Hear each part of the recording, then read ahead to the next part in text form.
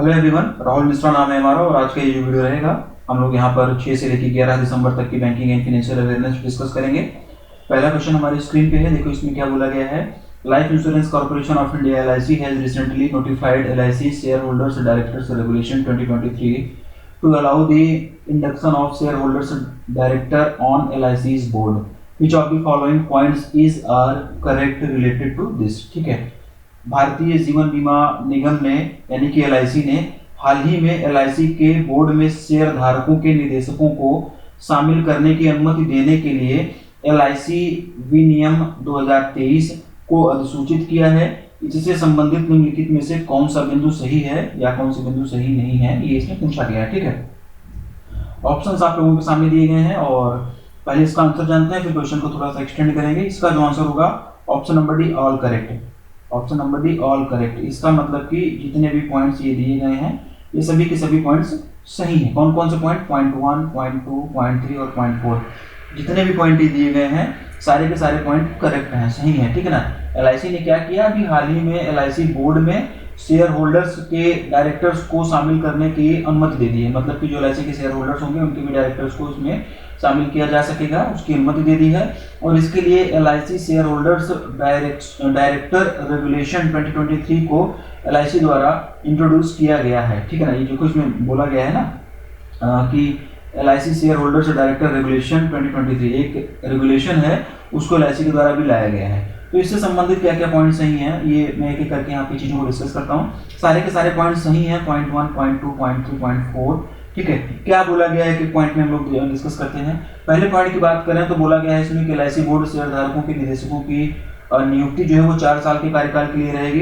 The board will appoint a share holders directors for a tenure of 4 years. 4 साल के लिए appointment होगा share holder के directors का। ये क्वेश्चन बन सकता है कितने साल के लिए होगा, ये चीजें इंपॉर्टेंट है, ध्यान रखना 4 साल के लिए।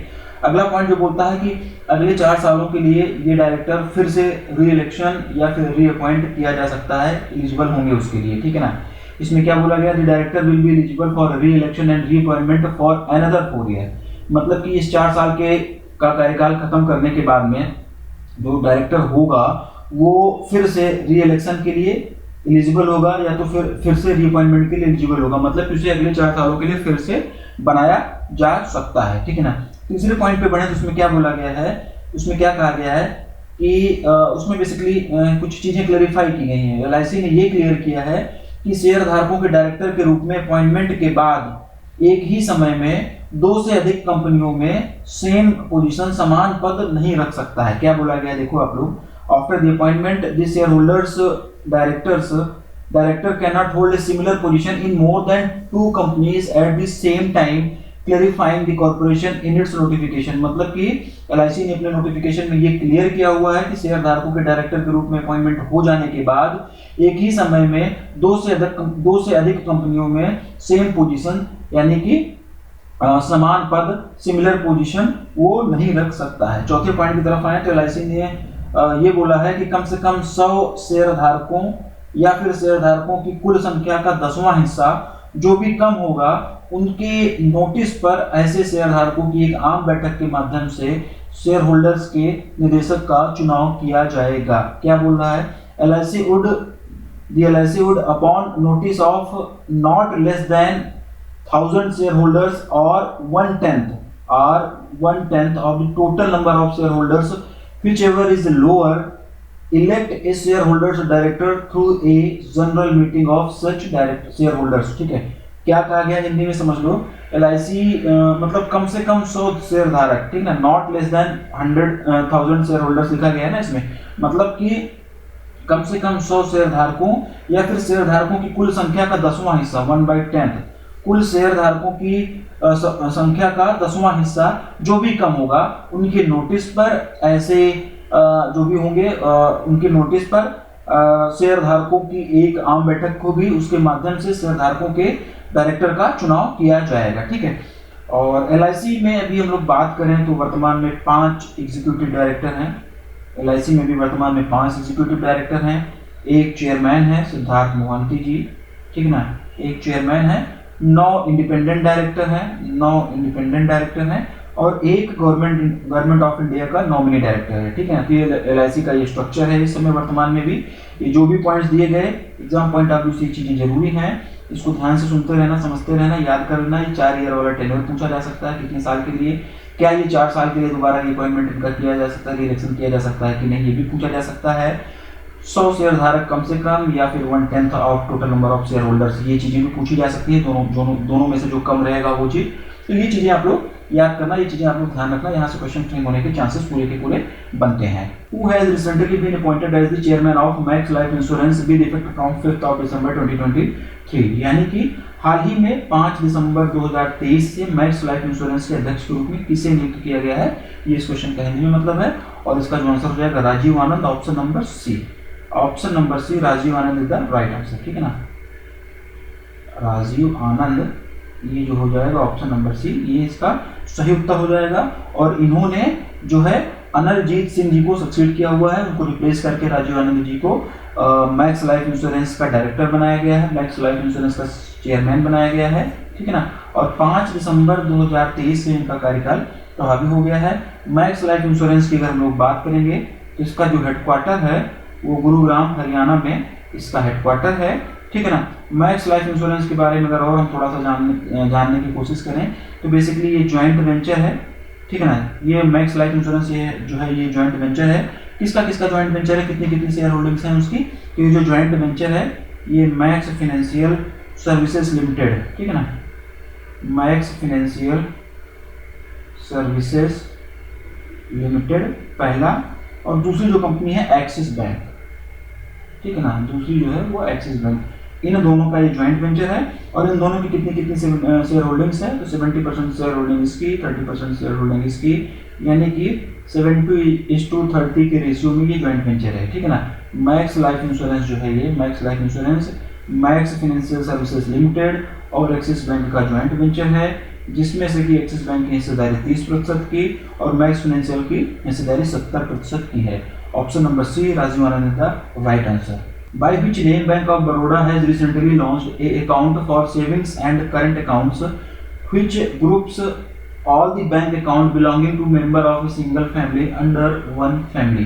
बैंक ऑफ बड़ौदा ने हाल ही में किस नाम से बचत और चालू खातों के लिए एक खाता लॉन्च किया हुआ है जो एक ही परिवार के सदस्यों से संबंधित सभी बैंक खातों को एक परिवार के अंतर्गत समूहित करता है।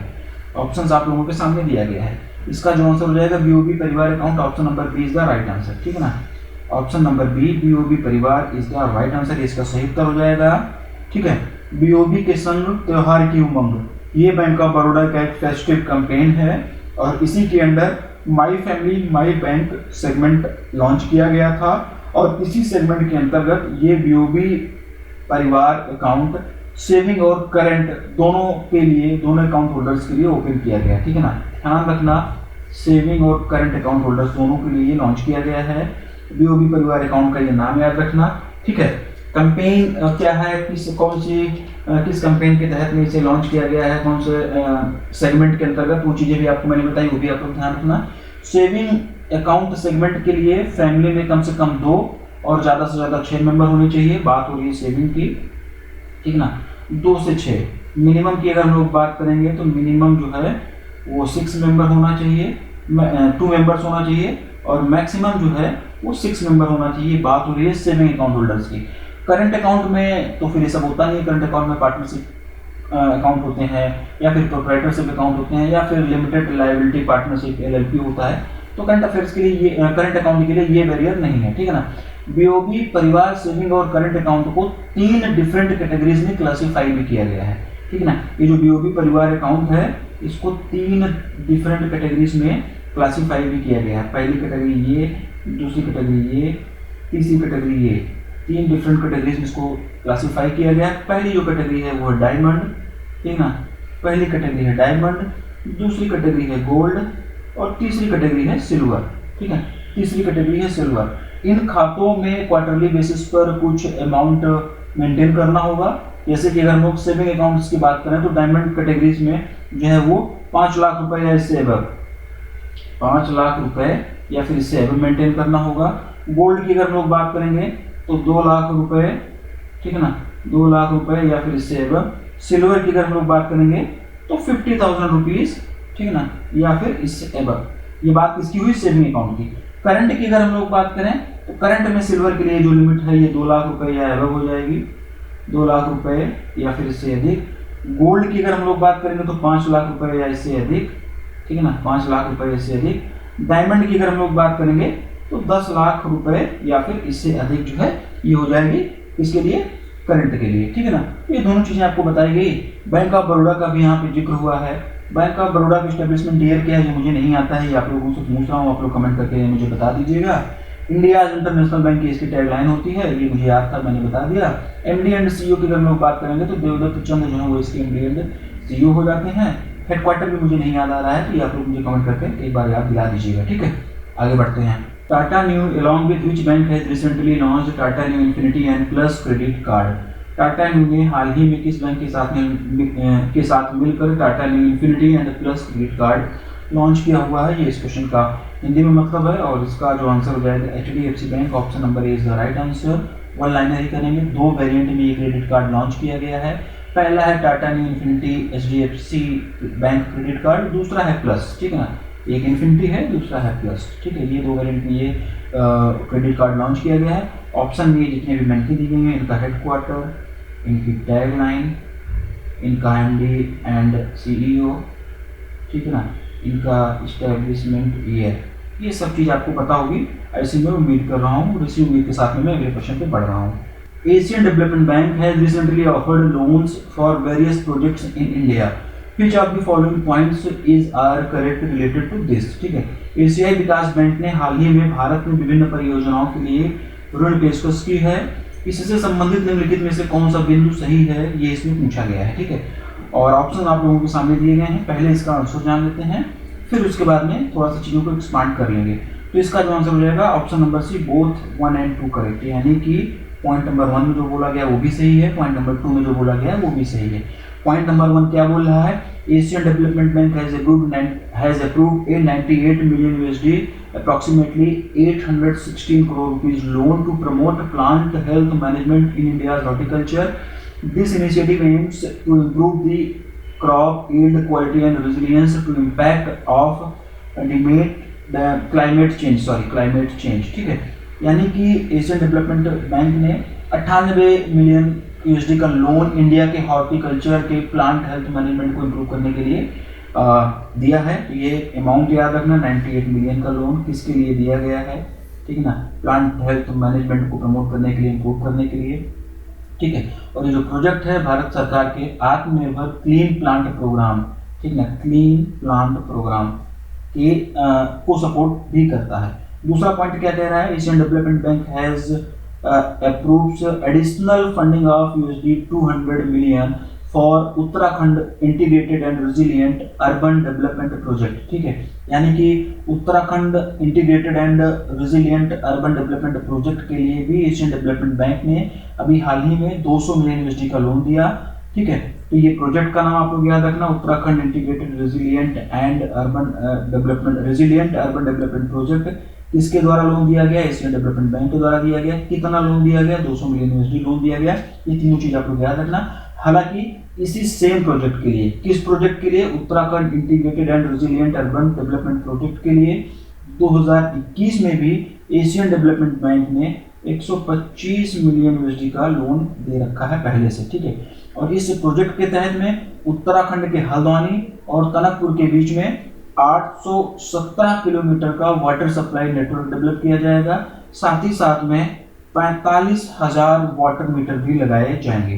तो option number C, both 1 and 2 is correct answer, ठीक है। लोन अमाउंट का क्वेश्चन है, इस तरीके से मैं करता तो 2 क्वेश्चन इसमें बनते, लेकिन एक ही क्वेश्चन में मैंने दोनों का दोनों डाल दिया है। तो ये चीजें आप लोग याद रखना। लोन अमाउंट के लिए अलग से कुछ पेजेस वगैरह छोड़े होंगे, अलग से कहीं पे आप लोग नोट डाउन कर रहे होंगे, तो वहाँ पे भी इसको आप नोट डाउन कर लीजिएगा। क्वेश्चन अच्छा है एग्जाम पॉइंट ऑफ व्यू से। आगे बढ़ते हैं। In order to improve its operational efficiency, which bank has recently partnered with Accenture, a leading global professional services company? अपनी परिचालन दक्षता में सुधार करने के लिए किस बैंक ने हाल ही में एक अग्रणी वैश्विक पेशेवर सेवा कंपनी एसेंचर के साथ में जो है साझेदारी की है? ये इस क्वेश्चन का हिंदी में मतलब है। ऑप्शंस आप लोगों के सामने है और इसका जो सही उत्तर हो जाएगा union bank of India. Option number A, union bank of India is the right answer. Union bank of India ने अभी हाल ही में एक leading global professional services company जिसका कि नाम एक्सेंचर है, उसके साथ में पार्टनरशिप किया हुआ है। क्यों पार्टनरशिप किया हुआ है? जिससे कि यूनियन बैंक ऑफ इंडिया अपनी ऑपरेशनल एफिशिएंसी को और ज्यादा इंप्रूव कर पाए। ठीक है, इस पार्टनरशिप का मुख्य उद्देश्य यूनियन बैंक ऑफ इंडिया की ऑपरेशनल एफिशिएंसी को बढ़ाना है, साथ ही साथ में कस्टमर सेंट्रिक बैंकिंग सर्विसेज को भी इंप्रूव करना है और रिस्क को भी मैनेज करना, रिस्क मैनेजमेंट पे भी काम करना है। इस पार्टनरशिप का एक मुख्य उद्देश्य वो भी बनता है। ठीक है, और इस प्लेटफॉर्म को डेवलप करने के लिए मशीन लर्निंग, ठीक है ना, ठीक है, इसके साथ साथ में आर्टिफिशियल इंटेलिजेंस, इस तरीके की बहुत सारी लेटेस्ट टेक्नोलॉजी का उपयोग किया जाएगा। ठीक है, ऑप्शन में जो भी बैंकें दी गई हैं, headquarter, tagline, MD and CEO, establishment year, ये सब आपको पता होगा, ये मैं उम्मीद कर रहा हूँ। आगे बढ़ता हूँ। According to global credit outlook 2024 new playbook released by S&P global market intelligence in December 2023, what is India's projected GDP for financial year 24? Question बढ़िया है, जीडीपी वाला क्वेश्चन है। दिसंबर 2023 में S&P ग्लोबल मार्केट इंटेलिजेंस द्वारा जारी global credit outlook 2024 new playbook के अनुसार financial year 24 के लिए भारत की अनुमानित जीडीपी क्या है? ये इस क्वेश्चन का हिंदी में मतलब है। ठीक है, पहले इसका आंसर जान लेते हैं और जीडीपी के लिए अलग से पेज अगर आप लोग बनाए होंगे तो नोट डाउन वहां पे कर लेना। ये अपडेटेड जीडीपीज हैं और जो भी आपका अपकमिंग एग्जाम आने वाला है, ठीक है ना, चाहे एसबीआई सीबीओ का हो जाए, एसबीआई क्लर्क का हो जाए, या जो भी और एग्जाम आपके पेंडिंग है अपकमिंग बैंक एग्जाम, वहां पे यहाँ से क्वेश्चन पूछे जाने के चांसेस बनते हैं। इसका जो आंसर हो जाएगा, इसका आंसर हो जाएगा 6.4%, ऑप्शन नंबर डी। ठीक है ना, और ये जो 6.4% है ये फाइनेंशियल ईयर 24 के लिए है। ठीक है, और इसने जो प्रोडिक्शन किया हुआ है फाइनेंशियल ईयर 25 के लिए भी किया हुआ है। फाइनेंशियल ईयर 25 के लिए भी ये 6.4% रहेगा। फाइनेंशियल ईयर 26 के लिए भी प्रोडिक्शन किया हुआ है, फाइनेंशियल ईयर 26 में 6.9% रहेगा। फाइनेंशियल ईयर 27 के लिए भी इसी रिपोर्ट में प्रोडिक्शन किया गया है, तो उसमें ये 7% रहेगा। तो ये सब कुछ आप लोग लिख लेना, ठीक है ना। S&P ग्लोबल मार्केट इंटेलिजेंस के द्वारा अभी हाल ही में इंडिया के जीडीपी के लिए कुछ प्रोडिक्शंस किए गए हैं, वो चीज़ें आप लोग इसको मतलब याद कर लेना, इसको नोट डाउन कर लेना। 2024 के लिए 6.4, 25 के लिए भी 6.4, 26 के लिए 6.9, फाइनेंशियल ईयर 27 के लिए 7%। ये सब कुछ एक ही बार में बताया गया है, इतने इतने प्रोजेक्शंस थे, उसको एक जगह आप लोग नोट डाउन कर लेना। इससे क्या होगा, एग्जाम टाइम पे आप लोग भूलोगे नहीं, कि जगह सब कुछ आपको मिल जाएगा, ठीक है ना। इसके साथ साथ इस रिपोर्ट में कुछ और बातें भी बताई गई हैं, जैसे कि इसमें रिपोर्ट में ये भी बोला गया है कि 2030, इस रिपोर्ट में ये भी बोला गया है कि 2030 तक इंडिया जो है वो दुनिया की तीसरी सबसे बड़ी अर्थव्यवस्था बन जाएगी, ठीक है ना। इंडिया जो है दुनिया की थर्ड लार्जेस्ट इकोनॉमी बन जाएगी 2030 तक। अभी वर्तमान सिनेरियो की हम लोग बात करें तो अभी करंट में जो इंडिया है वो दुनिया की 5वीं सबसे बड़ी अर्थव्यवस्था यानी कि 5th लार्जेस्ट इकोनॉमी है वर्ल्ड में इंडिया अभी वर्तमान में, लेकिन 2023 तक ये तीसरी सबसे बड़ी अर्थव्यवस्था बन जाएगी, ऐसा S&P ग्लोबल मार्केट इंटेलिजेंस की रिपोर्ट में बोला गया है, जो report global credit outlook 2024 new risk and new playbook के नाम से जारी की गई है, ठीक है। तो ये ईयर भी आप लोग याद रखना, यहाँ से भी क्वेश्चन पूछे जाने के चांसेस बनते हैं। The executive committee of the central board of SBI has approved SBI to acquire an additional how much percentage stake in SBI Pension Fund Private Limited for a cash consideration of rupees 229.552 crores। SBI के केंद्रीय board की कार्यकारी समिति ने SBI को 229.52 करोड़ रुपए के नगद के रूप में SBI pension fund private limited में अतिरिक्त कितने प्रतिशत हिस्सेदारी हासिल करने की मंजूरी दे दी है, ये इस क्वेश्चन में पूछा गया है। 20% is the right answer, option number B 20% is the right answer.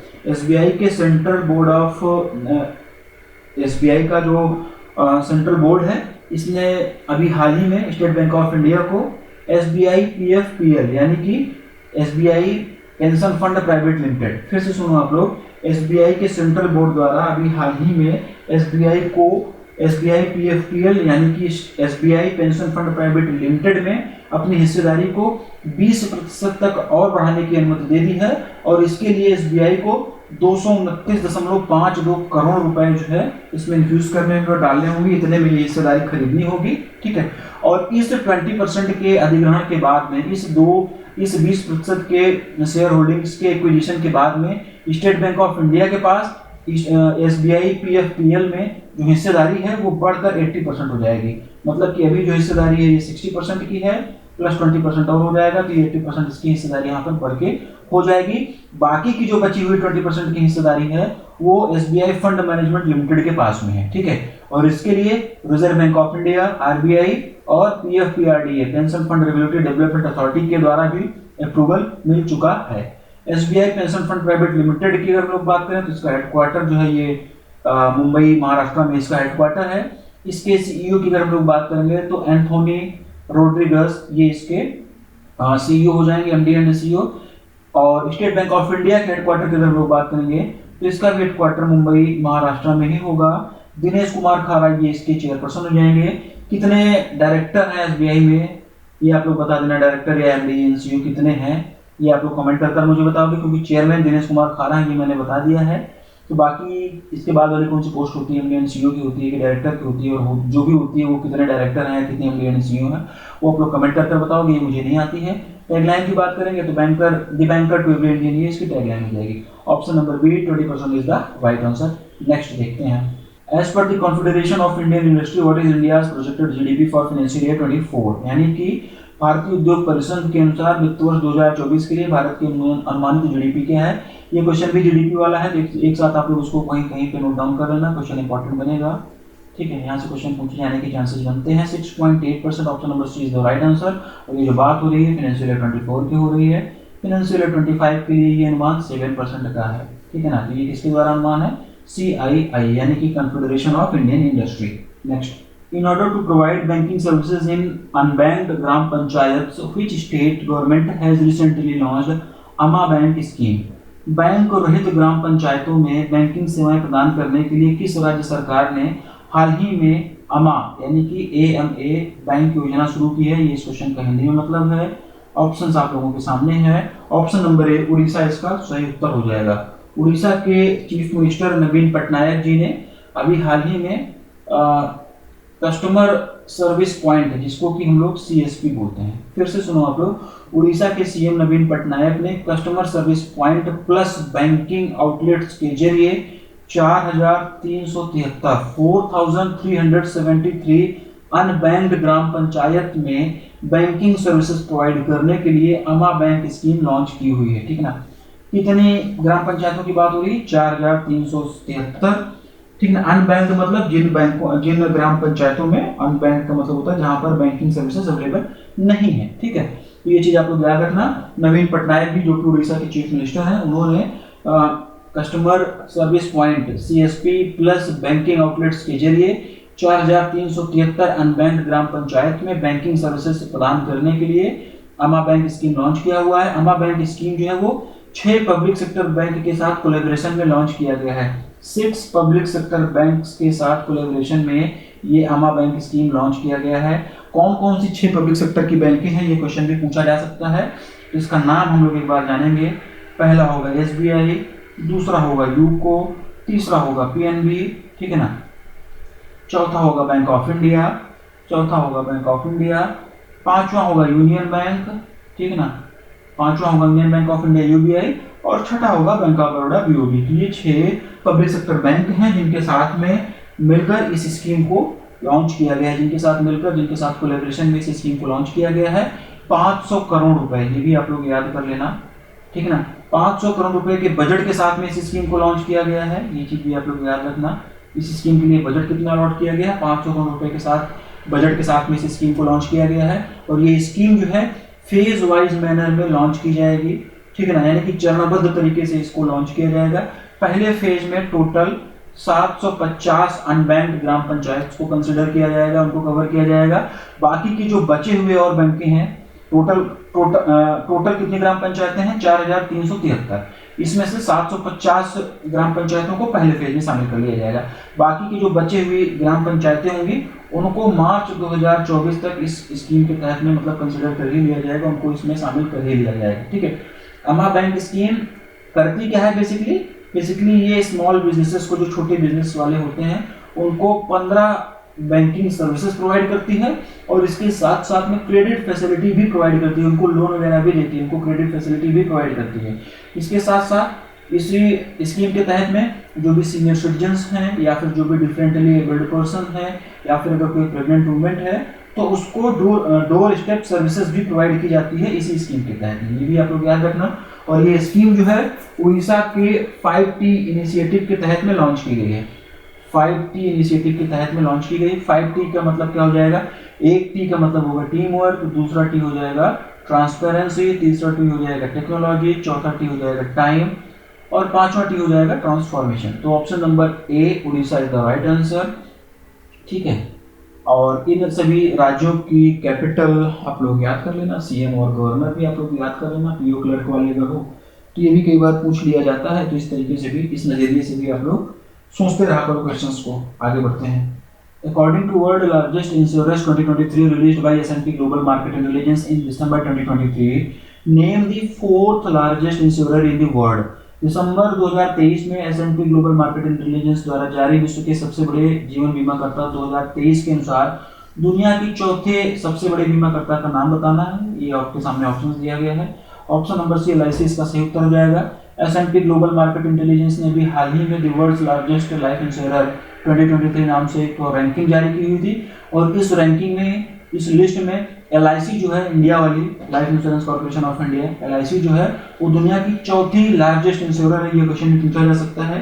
ठीक है ना, इसको इस तरीके से भी पूछ सकते हैं कि LIC कौन से दुनिया में कौन से नंबर पर आती है, तो उस कंडीशन में इसका फोर्थ आंसर हो जाएगा। क्वेश्चन की फ्रेमिंग ऊपर नीचे किसी भी तरीके से कर सकते हैं, लेकिन थीम जो है, जो कोर है, वो यही रहेगा। ये चीज आप लोग ध्यान रखना। और फर्स्ट नंबर पर अगर हम लोग बात करें तो जर्मनी की एलियांज एसी की अगर हम लोग बात करें, ऑप्शन नंबर डी देखो ये भी दिया गया है। ये जो जर्मनी की एलियांज एसी है, ये फर्स्ट नंबर पर सबसे बड़ी लाइफ इंश्योरर है। सेकंड नंबर पर ये चाइना वाली है। ठीक ना, फिर उसके बाद फोर्थ पे आ जाते हैं इंडिया वाली जो अपनी LIC है, ये फोर्थ नंबर पर है।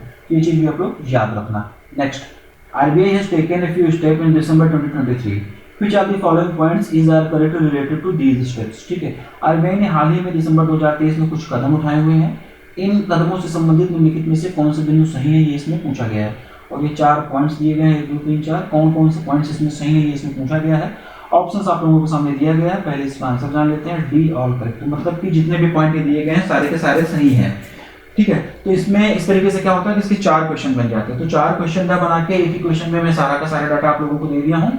ठीक है, एक एक करके एक एक पॉइंट्स को हम लोग जान लेते हैं। पहला पॉइंट क्या कह रहा है, RBI has cancelled the licence of Sankaru Pujari Nutan नगरी सहकारी बैंक कोल्हापुर महाराष्ट्र में स्थित है and urban cooperative bank Sitapur in UP with effect from the close of business of the 4th of December and 7th of December respectively because the bank does not have adequate capital and earning prospects। ठीक है, इसका क्या मतलब हो जाएगा कि RBI ने अभी कोल्हापुर महाराष्ट्र स्थित संकारू पुजारी नूतन नगरी सहकारी बैंक और सीतापुर उत्तर प्रदेश स्थित अर्बन कोऑपरेटिव बैंक जो कि यूपी में है, इसका जो वो है लाइसेंस है वो क्या कर दिया है, रद्द कर दिया है। ठीक है ना, इसका लाइसेंस जो है वो रद्द कर दिया है। ठीक है, और ये कब से रद्द प्रभावी हो गया, 4 दिसंबर 2023 से। ठीक है ना, लाइसेंस इसका कैंसिल कर दिया है। 4 दिसंबर 2023 से जो प्रभावी हुआ है वो कोल्हापुर वाले का हुआ है, नूतन पुजारी नूतन नगरी सहकारी बैंक का। ठीक है ना, और जो 7 दिसंबर से हुआ है वो अर्बन कोऑपरेटिव बैंक यूपी का है। तो दोनों का अलग अलग डेट है, ये चीज आप लोग याद कर लेना। ठीक है, और ये लाइसेंस इनका रद्द क्यों किया गया, because bank does not have adequate capital and earning prospects, यानी कि बैंकों के पास में पर्याप्त मात्रा में पूंजी नहीं थी और कमाई का कोई जरिया भी नहीं बचा हुआ था, इसलिए इनके लाइसेंस को RBI के द्वारा अभी हाल ही में रद्द कर दिया गया। पहला पॉइंट। दूसरा पॉइंट क्या कह रहा है, both the bank mentioned in the point 1 do not comply with the provision of section 11(1) and section 22(3)(d) read with section 56 of BR Act 49। मतलब यही बताया गया है कि ये जो दोनों बैंकें हैं जिनका लाइसेंस RBI के द्वारा रद्द किया गया है, ये BR Act 1949 के सेक्शन 56 और सेक्शन 11(1) और सेक्शन 22(3)(d) के तहत ही इनका लाइसेंस रद्द किया गया है। ये बेसिकली BR Act का उसकी धाराएं उसकी बता दी गई है। ठीक है ना, तो उससे ये भी आप लोग याद कर लेना। तीसरा अगर हम लोग बात करें तो तीसरा पॉइंट कह रहा है, RBI has imposed penalty on 4 cooperative banks. RBI ने 4 कोऑपरेटिव बैंक्स पे पेनल्टीज लगाई हुई हैं। ठीक है ना, कौन कौन सी, राजर्षि साहू सहकारी बैंक पर 1 लाख रुपए की पेनल्टी लगाई गई है। ठीक है ना, प्राथमिक शिक्षक सहकारी बैंक पर 1 लाख रुपए का पेनल्टी लगाया गया है। पठान कोऑपरेटिव बैंक पर 1 लाख रुपए का लगाया गया है। डिस्ट्रिक्ट कोऑपरेटिव सेंट्रल बैंक पर 10,000 रुपए का पेनल्टी लगाया गया है। तो जो भी सहकारी बैंकें हैं इनका नाम याद कर लेना, इन पे कितना कितना का पेनल्टी लगाया गया है ये भी आप लोग याद कर लेना। चौथा पॉइंट क्या बोल रहा है, the penalty was imposed mentioned in point 3 in exercise of power conferred on RBI under the provision of section 47A(1)(c) read with section 46(4)(1) and section 56 of BR Act 1949। यानी कि इस पॉइंट नंबर 3 में जो भी बैंकों पे पेनल्टी लगाई गई है, जो भी मेंशन्ड बैंकें हैं और उन पे जो पेनल्टी लगाई गई है, वो बैंकिंग रेगुलेशन एक्ट 1949 के सेक्शन 56, सेक्शन 46, सेक्शन 47 की धाराओं के तहत में पेनल्टी लगाई गई है, ये इसमें बोला गया, ठीक है ना। ये चार की चारों पॉइंट्स नहीं है, इस पे 2 क्वेश्चन बन सकता था, लेकिन मैंने एक ही क्वेश्चन में समराइज करने की कोशिश की है। ये चीजें आप लोग याद रखना, एग्जाम पॉइंट ऑफ व्यू से जरूरी है। किस बैंक पर कितनी पेनल्टी लगाई गई है, क्यों लगाई गई है, क्या धाराएं हैं, ये भी आप लोग याद करना। और ये सब कुछ यहाँ पर आप लोगों को बताया गया है, कहीं पे कोई कंफ्यूजन होना नहीं चाहिए। आगे बढ़ते हैं। In order to improve connectivity and resilience of roads in Madhya Pradesh, the Government of India and Asian Development Bank has recently signed how much amount of loan agreement? Madhya Pradesh में सड़कों की कनेक्टिविटी और लचीलेपन में सुधार के लिए भारत सरकार और एशियाई विकास बैंक ने हाल ही में कितनी राशि के ऋण समझौते पर हस्ताक्षर किए हैं। ये इस क्वेश्चन का हिंदी में मतलब है, लोन अमाउंट का क्वेश्चन है। Option number B is the right answer, 175 million USD, ये इसका सही उत्तर हो जाएगा। गवर्नमेंट ऑफ इंडिया और एशियन डेवलपमेंट बैंक ने अभी हाल ही में 175 मिलियन USD के लोन एग्रीमेंट पे साइन किया हुआ है। क्यों साइन किया हुआ है? जिससे कि मध्य प्रदेश में रोड कनेक्टिविटी को इम्प्रूव किया जा सके, ठीक है ना। मध्य प्रदेश के 14 जिलों में, ठीक है ना, मध्य प्रदेश के 14 जिलों में इन पैसों का उपयोग करके रोड कनेक्टिविटी को इनहेंस किया जाएगा। एशियन डेवलपमेंट बैंक की यहाँ पर बात हुई है। मसाद सुगुआसा का वो इसके प्रेसिडेंट हो जाएंगे। मंडालियांग मनीला फिलीपींस में इसका हेडक्वार्टर हो जाएगा। मध्य प्रदेश का यहाँ पर जिक्र हुआ है, तो जो पीओ क्लर्क वाले हो आप लोग मध्य प्रदेश के नए सीएम का नाम बता दो। यहाँ पे भी इलेक्शन हुआ था, तो नया सीएम किसे बनाया गया है और गवर्नर कौन है मध्य प्रदेश का, ये भी आप लोग इसी टाइम पर रिकॉल कर लेना। पीओ क्लर्क वालों के लिए फिलहाल ये है, बाकी स्केल 2 वालों के लिए, स्केल 3 वालों के लिए या फिर जो एक्सपीरियंस बेस्ड पे जो एग्जाम्स होते हैं थोड़ा सा सीनियर लेवल पे, वहाँ पे ये चीजें नहीं पूछी जाएंगी, ठीक है। अगला और लास्ट क्वेश्चन देखेंगे हम लोग इस वीडियो का। Which bank has recently partnered with Intensive Vigilance and Intervention System (IVIS) to offer cutting-edge electronic surveillance services across the bank branches? हाल ही में किस बैंक ने बैंक शाखाओं में अत्याधुनिक इलेक्ट्रॉनिक निगरानी सेवाएं प्रदान करने के लिए, ठीक है, intensive vigilance and intervention systems के साथ में साझेदारी की है, भागीदारी की है, ये इसमें पूछा गया है। ऑप्शंस आप लोगों के सामने दिए गए हैं। Option number B ICICI bank इसका सही उत्तर हो जाएगा। आईसीआईसीआई बैंक और intensive vigilance and intervention systems ने अभी हाल ही में एक पार्टनरशिप किया हुआ है। क्यों पार्टनरशिप किया हुआ है? जिससे कि आईसीआईसीआई बैंक की जो भी ब्रांचेज हैं वहां पर बिजनेस बढ़ाई जा सके, वहां पर निगरानी बढ़ाई जा सके। ऑप्शन में जो भी बैंकें दी गई हैं इनका सबका हेडक्वार्टर, इनके सबके टैगलाइन, एमडी एंड सीईओ आपको पता होगा। इसी उम्मीद के साथ मैं ये वीडियो यहीं पर खत्म करूंगा। मिलते हैं अपनी अगली वीडियो में।